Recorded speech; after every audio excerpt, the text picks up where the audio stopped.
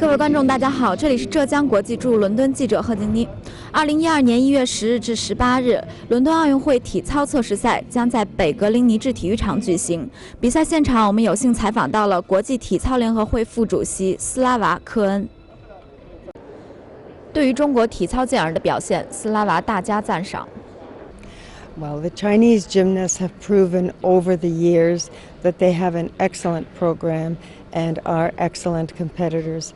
It certainly didn't take the Chinese gymnasts in trampoline very long once trampoline was introduced into the Olympic Games to not only catch up to the rest of the world, but to become the champions. So China has its own system, and you have excellent gymnasts, and I congratulate you for those.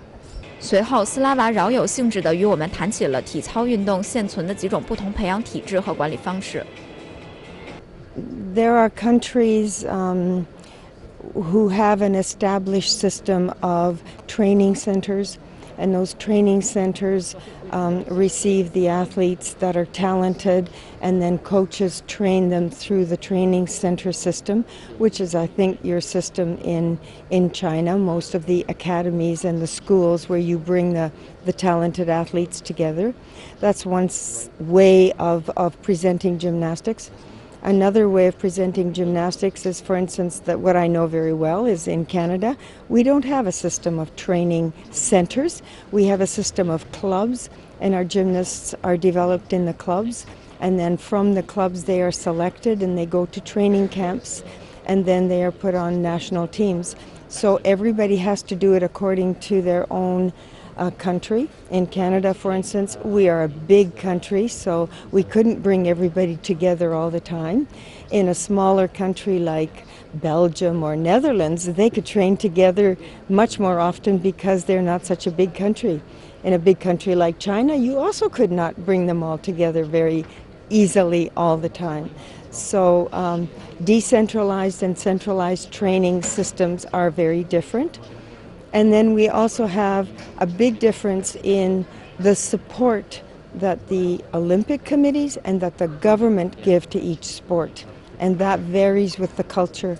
Some cultures have gymnastics as a high sport because they know it's a foundation sport, that it gives coordination and all sorts of good things to athletes, and hopefully support it more. And others don't get the kind of support that they'd like to have. 国际体联因国际奥委会的要求，将传统的1轮奥运资格赛增加为2轮。然而，深冬季节绝对不是体操运动员的黄金时段，许多运动员需要调整自己的体力和运动周期，面临着巨大的挑战。所以，赛事的安全成为尤其重要的考虑。As an international federation, I think we have tried to put the best practices and the safest possible progressions in teaching that we can, so that we could give them an education system to prevent risky situations. So we've tried to do that. We are not responsible because we don't have the athletes. We provide the competition, and we're responsible for those things. But the athletes belong to their federation. So we have to work with the federation to ensure that they are looked after and that whatever they need. We do have a foundation under the FIG, and that foundation has provided some financial assistance to athletes who have had some difficulty and who have been injured in the past. Okay. We will continue to do that. 作为国际体操联合会的副主席，斯拉娃说，他很希望体操能够成为年轻人的一种爱好，并且使之成为能够一生练习的项目，而不仅仅是某些国家或某些运动员的专利。Young people, we found that gymnastics really is a basic sport.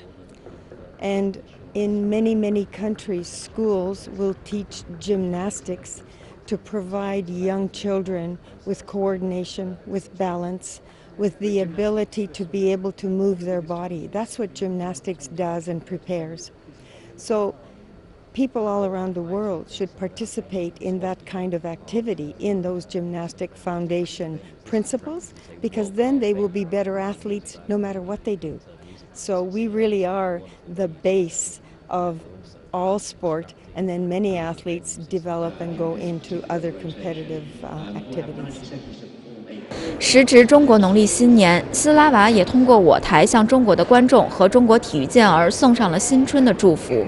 Yes, the Chinese New Year is coming. I had the pleasure in 2008 to be in Beijing for the New Year, and we celebrated it there. So I certainly hope that all the good things that you wish for in the coming year come true, and certainly wish all of the Chinese gymnasts all the best of luck for this Olympic year 2012 for them. 这是浙江国际记者静楠、静妮、赵辉从伦敦发回的报道。